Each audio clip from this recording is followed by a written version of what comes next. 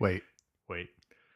You're probably wondering why we're doing this in the middle of the episode that's about to get going, but we're jumping to episode 13 because we tried to record episode 12. We will come back to episode 12. That was the Citrus Saison. The Drew Beecham Citrus Saison, and I have to take partial to almost full blame. We recorded it twice, and there was 2 issues. One of them was me and my beer, and the other one was me and my mouth. Was that the 2 issues? Well, probably me and my mouth as well. So the beer was not good, and it's not because the beer isn't good. It's because I screwed it up making it. I think there was a little bit of contamination. There was some contamination. And then, while hilarious, also unfit for your ears were our podcasts and even our second try at doing it. So we will be back. We will be rebrewing the Citrus Saison and bring that to you. But until then, enjoy this next beer. PicoDudes, starting now.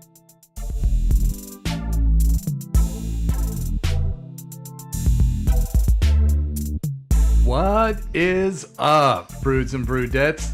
It's the PicoDudes. Have you missed us? I've missed us. I've missed them. I'm Sam Rather. With me is the man who puts the Maibock in. Maybe we should have one more beer. It's Jeremy Hidalgo. And maybe we should do another podcast pretty soon. Maybe we should. We've missed you. Hopefully you've missed us. I've been gone.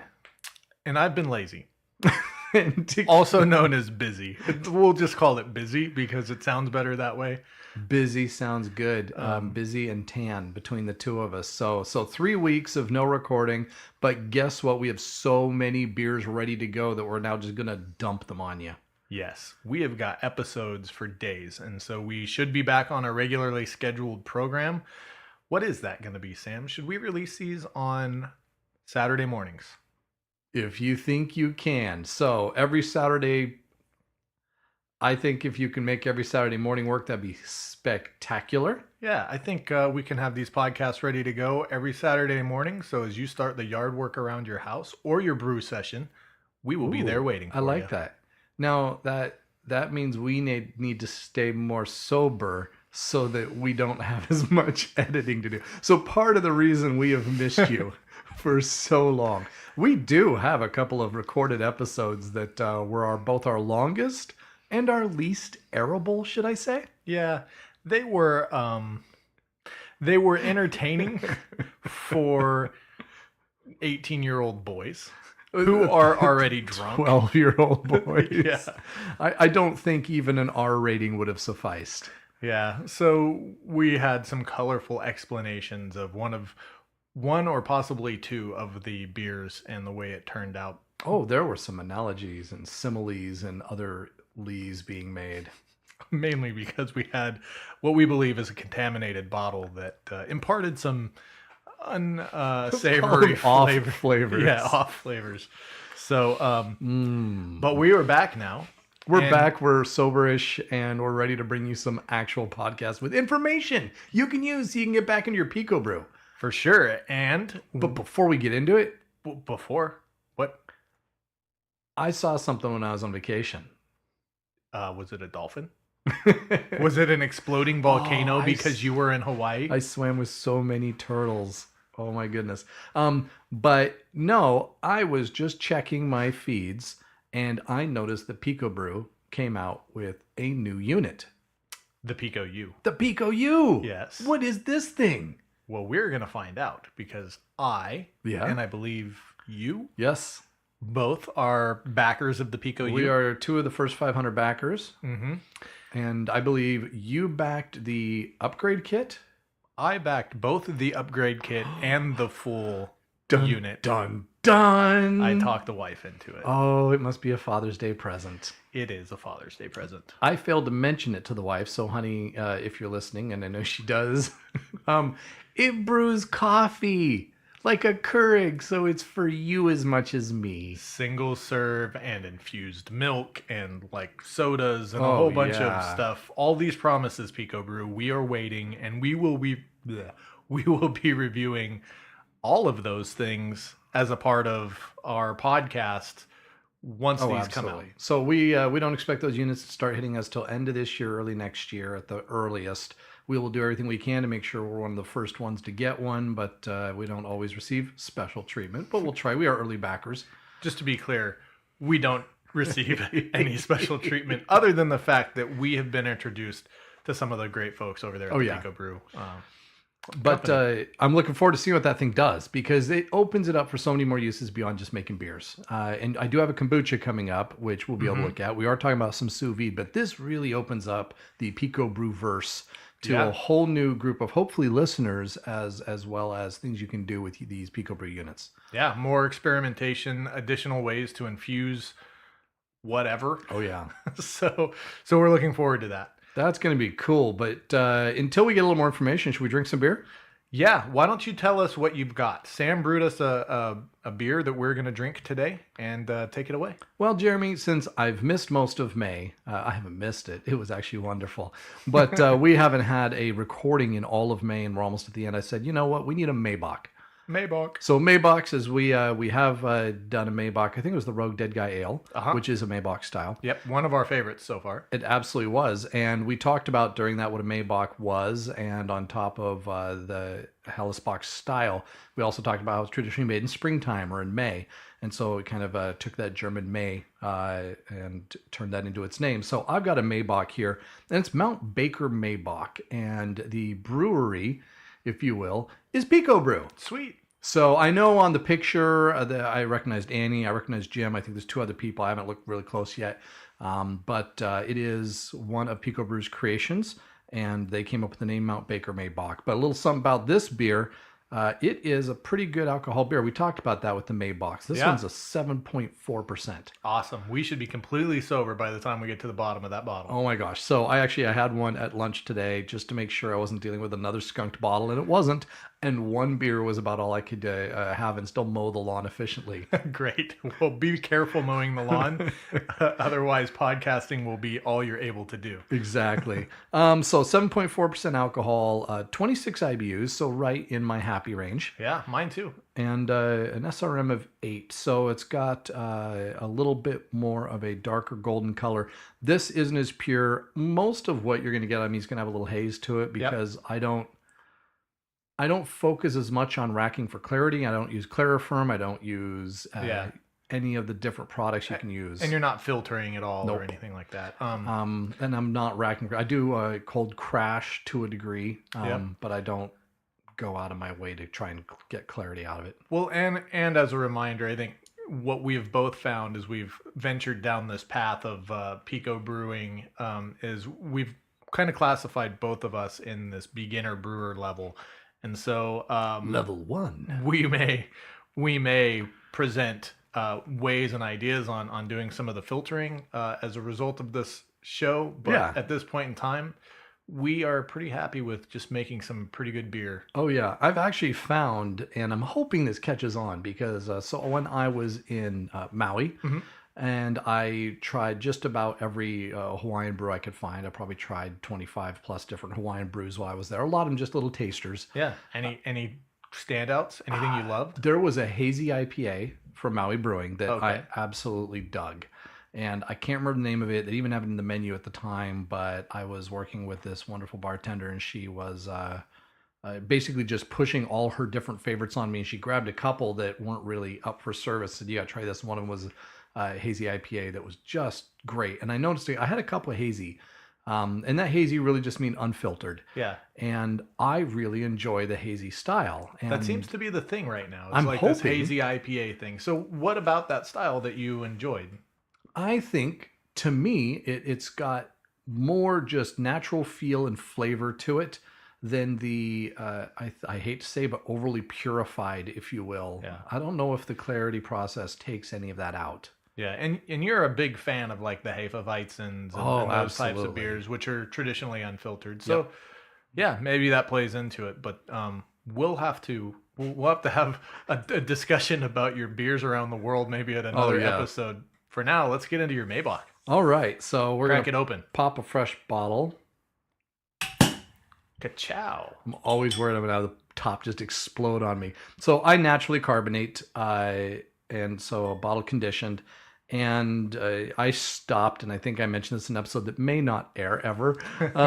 But when I'm measuring out my sugar, I don't get fancy at all. I simply just take the sugar packet. I poured about 5 equal piles into 5 bottles. You just cut it like No, Coke? I don't even cut it. I just take the packet. I go pour for 3 seconds, pour for 3 seconds, pour for 3 seconds, and I just do it across 5, and I have a little extra. I try and spread it evenly. I don't measure anything. I just that kind of ruined what I was picturing. I was picturing like a scene out of like every 80s movie you ever saw, like Beverly Hills Cop. putting up lines Sam's together. got this mound of sugar that he's treating like cocaine, and he then cuts he it up into sneezes. 5 equal like things and just puts it in the bottles. Wife and then at comes the in. end, What are you doing? grabs a big fanful and shoves it in your face. Oh, jeez. No. So we'll see. So what's weird is I open this bottle. How much carbonation do you see? Not a lot. Almost 0, huh? Yeah. Hand me your glass. There it is. Let's see what we can get out of this.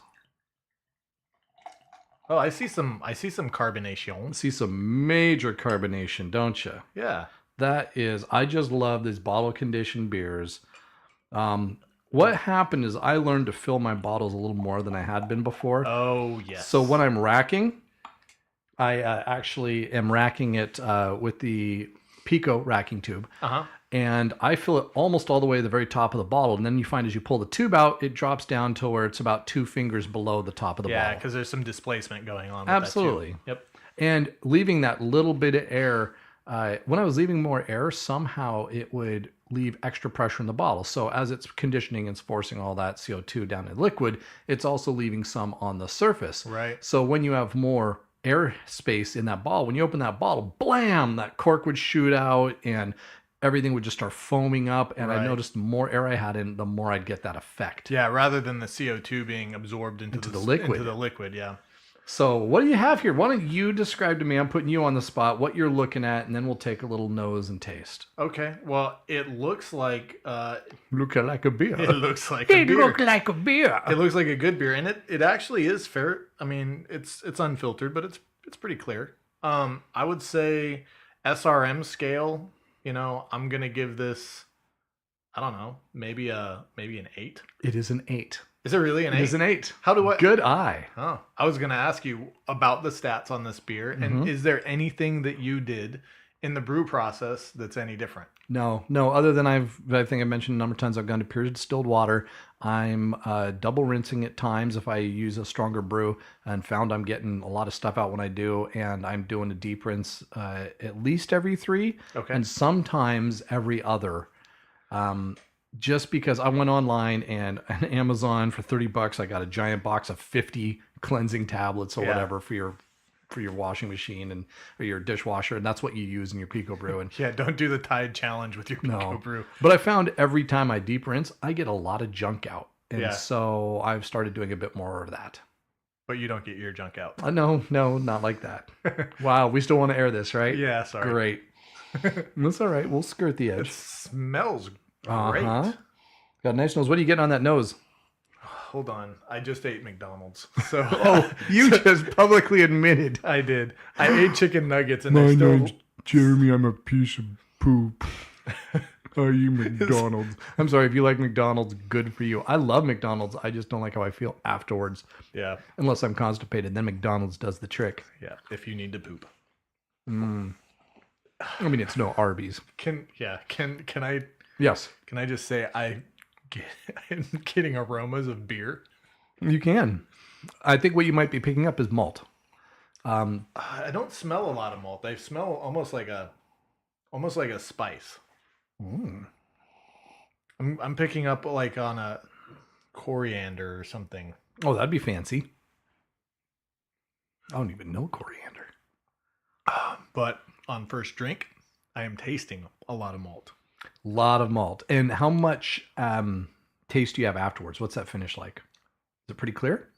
It is pretty clear. That's what I noticed. Yeah, it's good. Now I get the malt. Now I get the malt comes on as as you wash the chicken nugget out of your mouth.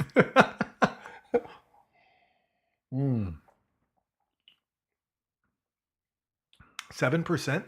7.4%. Oh, there it is. This is PicoBrew's Maibock. So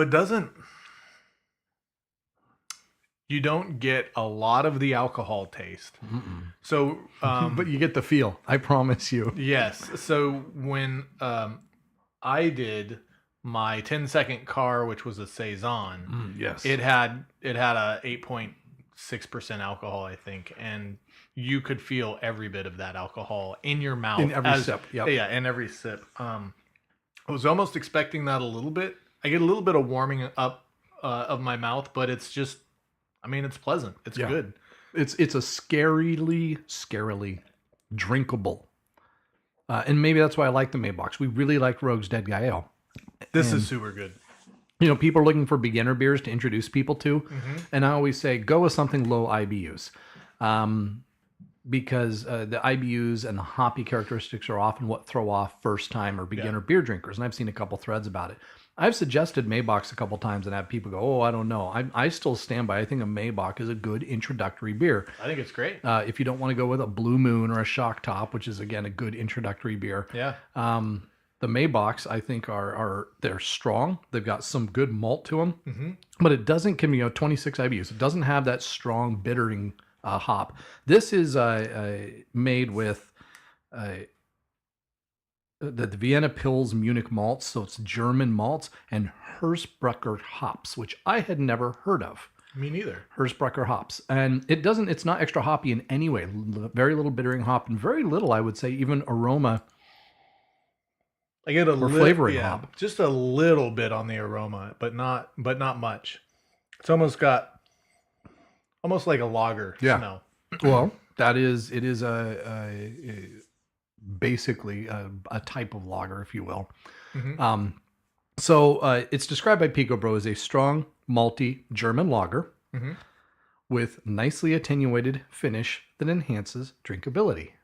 I'd say it matches that exactly. Pretty much to a T. And for a day like today, when it's about 74 out, Mm-hmm. we're heading into the evening. This is a beer that I would love to fire up a campfire or something man. in your chimney. Maybe have your kids do some s'mores, and you and your wife can just pour a glass of this and sit outside and enjoy watching them, get high on sugar and play in your backyard while your wife and you can take a little bit of a break. Please check your local laws and regulations before starting fires in your yard. Oh, I thought you were going to say drinking with your wife. Yeah, I don't think that we have any worries there. No, this is very good. I'm going to look at the beer flavor map and see if I can identify give it a shot. anything else. So we've said malt a lot of times. I'd say there's maybe a hint of... Nope. I was going to try and say there was some popcorn, but I don't actually taste popcorn. I taste a little bit of McDonald's fry. That could be because I'm stealing some of yours. How do you podcast without food? I'm sure people do it. I don't know. How are you podcasting without popcorn that you're eating into the microphone? Yeah. This is a very and drinkable beer, and they even use the word drinkability in their description, but I think they nailed it. Yeah. It's not often that I read a description and go, yes, that's exactly what I was getting. It is a slightly lighter version of the Dead Guy Ale, I would say. It'd be fun to have a Dead Guy Ale to compare to. It would be excellent to have a Dead Guy Ale to compare it to. I might go. It's just always good to have a Dead Guy Ale in general. It's true. Yeah, I'm not getting any of the sweet aromatics, I don't think. The aroma on this is pretty flat. It's just kind of that there's nothing extra interesting. This is not an overly on. complex beer at all. Again, a single hop, pretty basic. It's a mix of three German malts, and it does have a very German malty characteristic, but I like that. Yeah. I would say if I'm rating this, I'm giving it a 4.5. I'm probably a 4 on it. Yeah. I like it. I would drink it again happily. I would make it again happily. I can't remember what we gave the Dead Guy Ale. I believe I was in a 4 to 4.5 camp on that. I can't remember where I was at either. Pardon me. I think probably in the same area. And I wish I could compare it against it because I feel like that one was still a little bit more complex. It was in its flavor profiles. Yeah, it was definitely more complex, a little bit more full bodied, which I tend to like because I like the darker beers. But for a light beer, or I light one of those light 7.5% beers. For a lighter Maibock, I really, really, really enjoy this. Excellent. So I'm gonna say this is a Pico pack you should brew. Absolutely. And if you haven't bought one yet, go buy one and do it this summer. Oh, this is a good summer. I haven't tried Moen Time. I'm interested to get that one and brew it, but this right now would be my go-to Moen beer. It was my Moen beer today when I came back to 18 to 24 inch high grass at my house. May is growing season in Seattle. Yes. And usually right after around 4th of July, I don't have to mow the lawn quite as frequently. But man, 3 weeks of growing in my yard this was my Jumanji beer. And it was wonderful. Hopefully you didn't have to fight off any man-eating plants or... Nope. I didn't lose any of my lives. It was good. Nice job. Well, also nice job on brewing this beer. It's very enjoyable, very good.